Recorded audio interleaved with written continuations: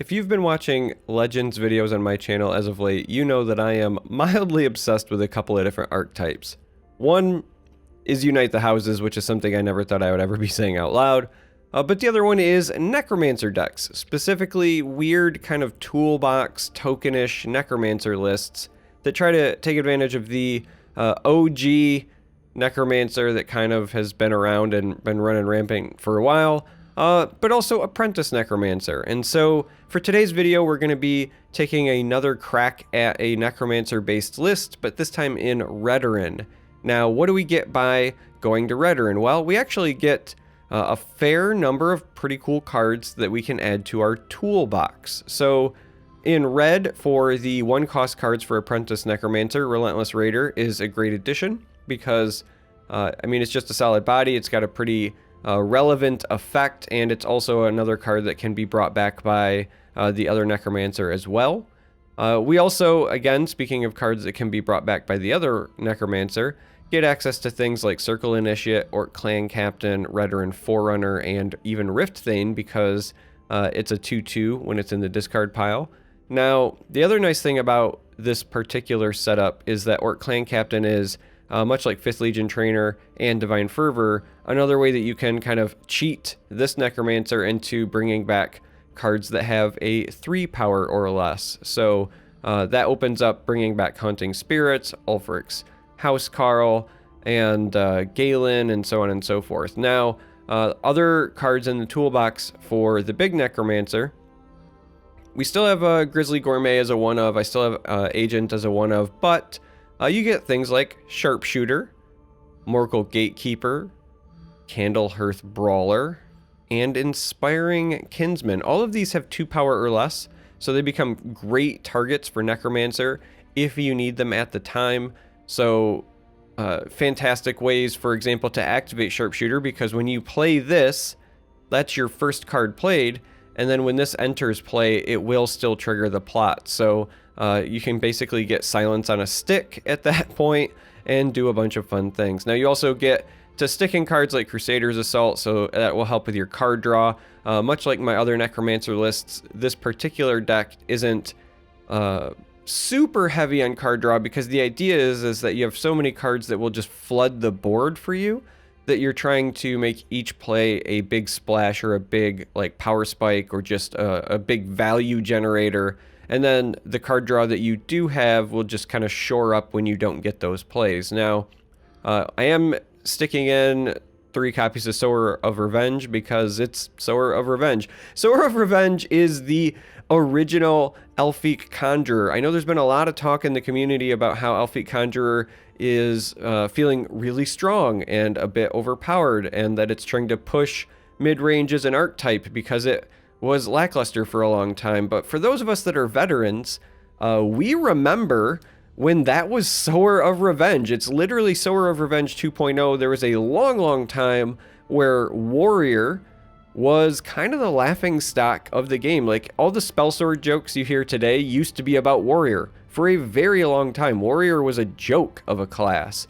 It was not at all very good, and even if you ran Orcs at the time, like, Orcs started to get some love after, you know, a couple of sets, but they weren't really, like, finding their home. And then all of a sudden, Sower of Revenge got printed, and the power level on this card at the time was so strong, because this was before Cast into Time and all those other banish effects. Like, Sower was a powerhouse, and that card single-handedly opened up a number of decks, and that's kind of just Elfic Conjurer now. I think people forget how pushed Sower of Revenge was at the time, but sometimes you just do that to support an archetype. You print 1 or 2 really powerful cards, and it's enough to kind of carry a deck. So we're running Sower because it still fits that bill as it being a very powerful card, but also for the same reason that I'm obsessed with Necromancer lists as of late, because Cast into Time was adjusted, it was changed, it no longer gets rid of all copies,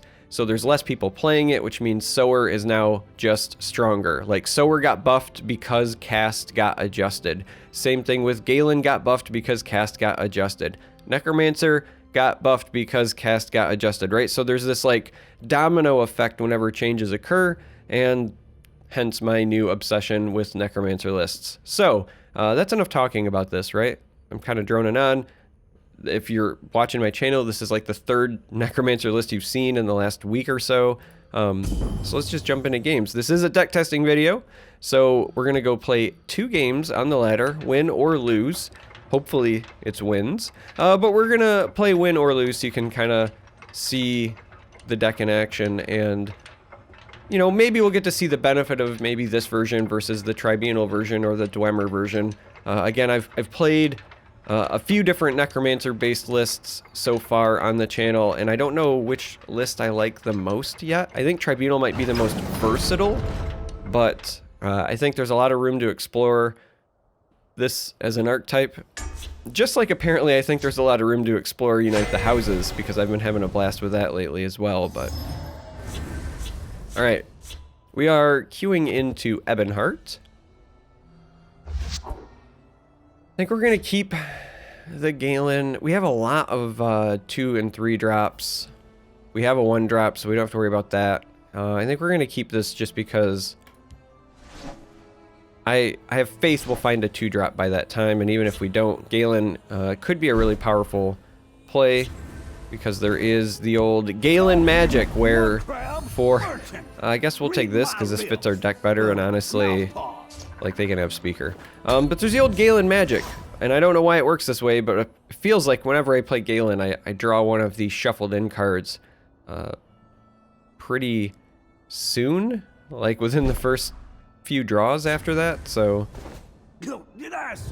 Sadly, we did not find the 2 drop, despite running like 20 plus. I think there's like 22, 23 2 drops in the deck. Didn't find it, but we had another 1 drop to fall back on, so that's fine. And we do have Galen this next turn. The real question is, do we want it on a Kinsman or a Tullius? And my instinct says a Kinsman, just because I think this gives us more value than the Tullius does, but I do not fear we also could just draw a better 3 drop and not play it. But we did not, so this was a really good 2-for-1 trade for them. But I mean, we're gonna have to do it. Into the breach. Makes me a bit sad, but it's a very good trade for them. And we are gonna go ahead and develop. I think we are gonna go ahead and say yes to the Kinsman, just because, you know, paying 4 for a 5/7 that also has a really powerful last gasp that's gonna potentially still give you value, I think makes an awful lot of sense. Alright, we found a Necromancer. Repel the outlanders. We do not have an answer for this, which is a bit of a bummer. This is interesting, because if they have the Archer's Gambit, then they really punish us if this goes over here. But putting it over here, we don't have anything to buff it to attack and trade, so that's also kind of like suiciding. If they've got, maybe not the Gambit, but a crossbow or something, so... we shall see. Now, or squish, right? So one of the things that I also didn't get a chance to kind of talk about, but, and sadly we don't see it in action here. The Kinsman and its rally effect and its last gasp were also great ways to cheat Necromancer to becoming a more relevant threat as well. So, that's another cool effect in the deck. We are off to a pretty poor start though. Our curve has been kind of awkward, and our opponent has really taken advantage of it, so... Wow, and they're running Werebat, huh? Interesting. Well, in this regard, I think we just... Alright, men, on me! I'll take them with me! Tullius our way up a bit. Just trying to figure out what I want to do with this defenses here. Do I want to play it? Like, this will likely trade here unless they have a rage. But, I mean, we do have this, right? So we can theoretically... yeah, let's do this over here. We might need it to get rid of this. I don't know. Rage here is kind of a bummer because it's a good clear here and they gain a significant amount of health. But there was nothing we had to play around it. And if they don't have the rage, then we can value trade into this with Tullius, so... or we cannot do what I just said because they have a Fell the Mighty. But Tullius is something you can get back with even a bare bones Necromancer, so that's always on the table. Okay, they're gonna take the sword because they want to keep the werebat alive. Which means also likely we'll run over this, but maybe not. They might even just pass because they might not want to give me the rune. So this will be a very interesting decision by my opponent. They do give me the rune, okay. We pick up the edict. I'll take them with me. You're nothing. A lot of interesting plays available to us, but I do think that this on Tullius is just too spicy to pass up. And then, while we do have scouting patrol, we would only get one because this is full, so we'll take this over here.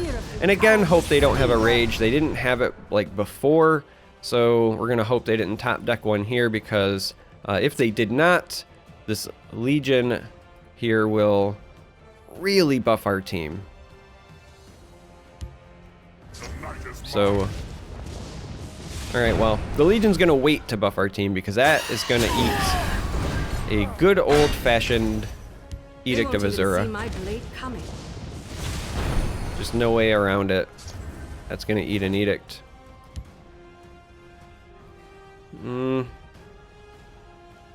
In a moment. For honor and glory. Let's not jump too far ahead of ourselves here. I'll take them with me. Trolls take you.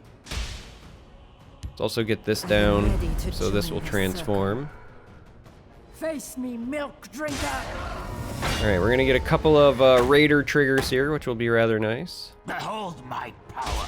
Couple of Raider triggers here, which will be rather nice. For the Couple Emperor. of Raider triggers here. Sounds like a broken record, because it is. And now we'll take the Edict, because we cannot afford them to get that drain off. And then we will sit. So, if they have a rage over there now, I think we're okay with that. Drown in the river of battle. Alright.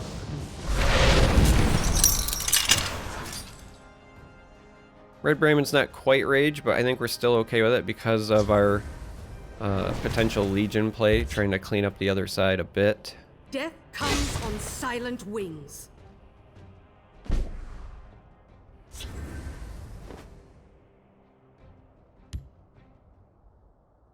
So we will go ahead and take this play here I'll take them with me. and hope. Oh! I was about to say hope for no prophecies. Like someone who fights back. Alright, well, we're just gonna hold tight here. They could board clear us. We're okay with that. Really, we just don't want them to gain health. We do have the Candle Hearth in hand, which should be enough to secure a lethal if they don't gain health. So we wait patiently to see what they have up their sleeve. I mean, they could also just kill us if they had 11 more damage, but I don't suspect that this particular deck is one that's going to have 11 burst. No ring charges left, so they can't do something like Tazcad plus Swift Strike to make me a liar. Though I suppose they could just like triple Swift Strike or something silly out of nowhere. Alright, so they take the Rage. Again, fine with that because it was not a Rage that gained them health. They can even take some trades over here.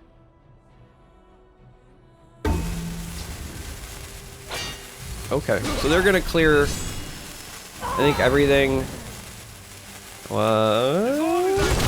Actually, they can kill everything but the 2/2, but they leave the guard up, so they're hoping that I don't have a removal.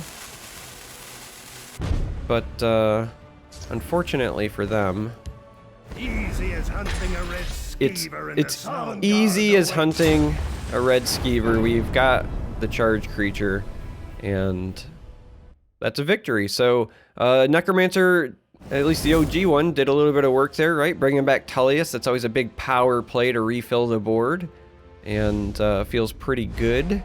And also apparently gets me to rank 1 while we're at it. Not quite legend yet this season, even though we're halfway through the month, because I'm not even gonna lie to you, I've just been playing a lot of auto chess and Underlords.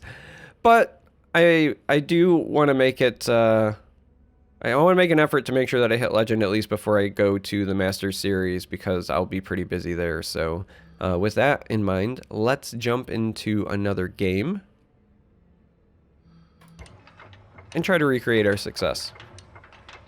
As I readjust here, I'm going to take a sip of coffee because my throat is still bothering me. This cold will not go away, and it's making me really nervous. I need it to let up in time for my voice to recover before casting the Master Series.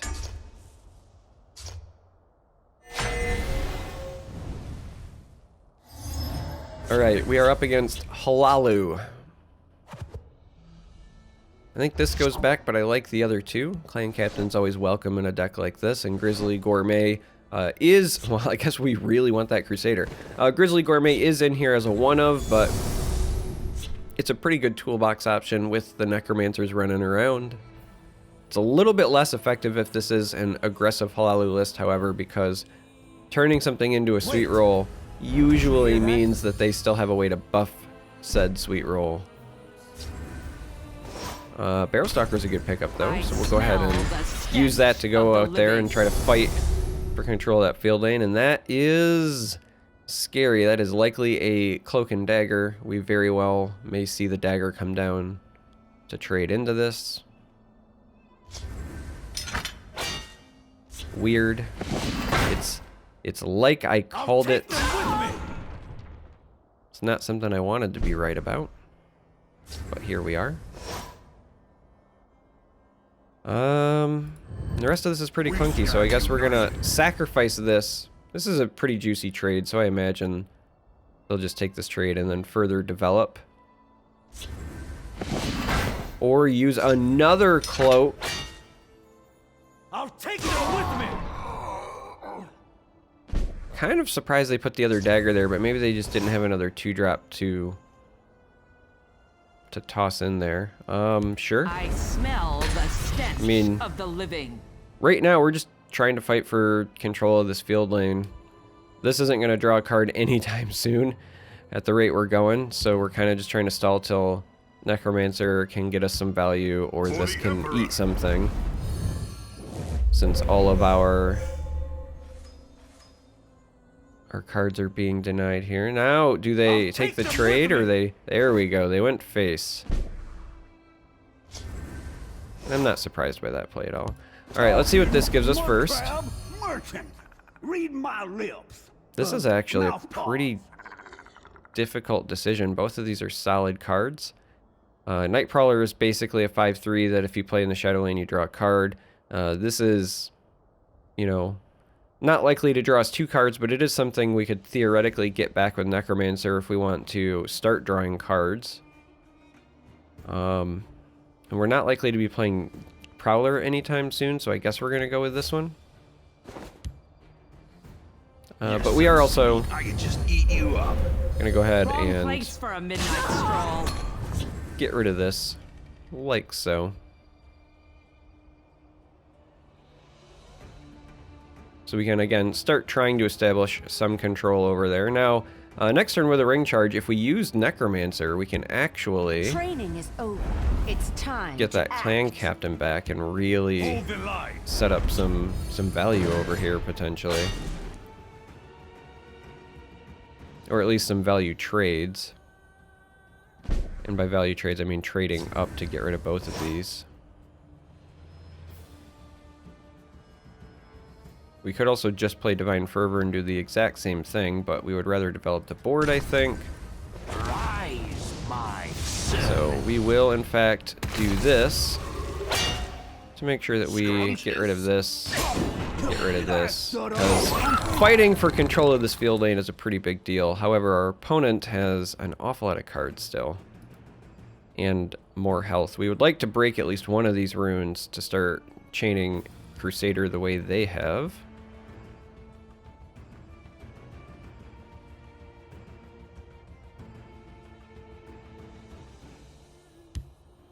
Care to make a friend? Okay, so they go with a Gambler, because they want even more cards to draw. And they appear to have discarded a Marked Man, huh? I only need one shot. And they're gonna go with likely a Silence here.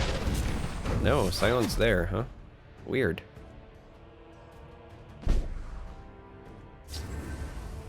So we're gonna go ahead and take this Guide us. so that we can value trade here. And as much as I want to get rid of this, I really want to break this rune, because I would like to start chaining these as we had kind of discussed before.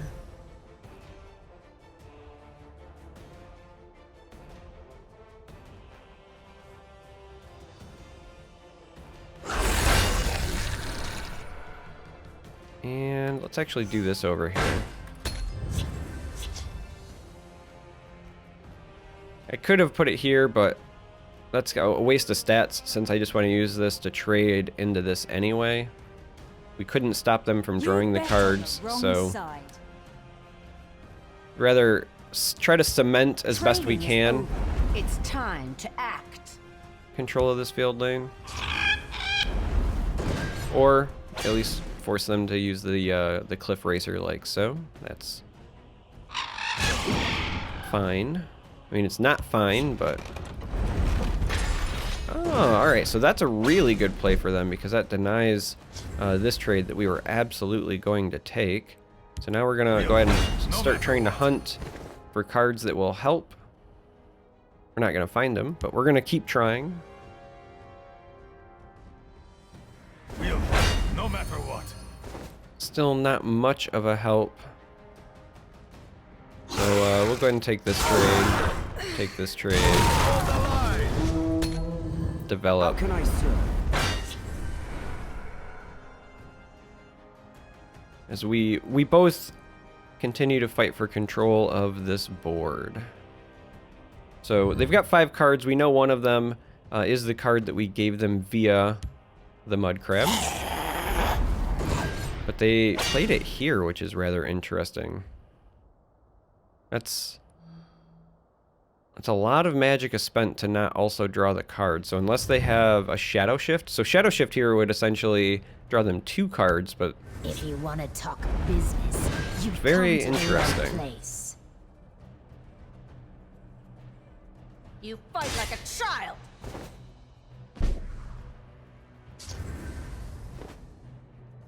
All right, so Gatekeeper here, pretty decent pickup for us for a number of reasons, but also if we draw Necromancers later, pretty good toolbox option. We have a lot of ways we could utilize our magicka, either 2, 2, and 4, or 3, 3, and 2. So some interesting choices here, but I think we start by taking some of these trades here.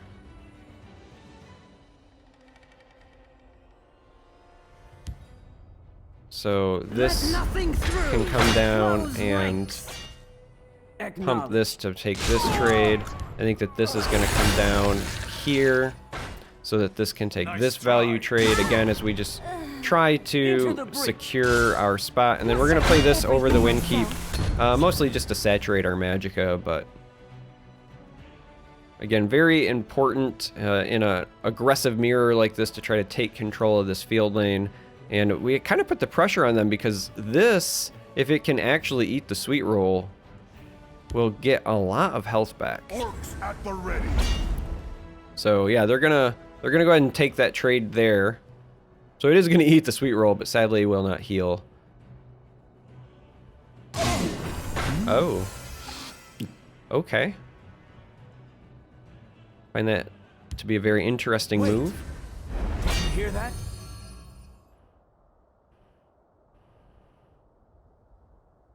Perhaps they were afraid that crashing it into here would also heal it, but it's my understanding that that would have killed it. Now, they can just use this here to kill it, but alright.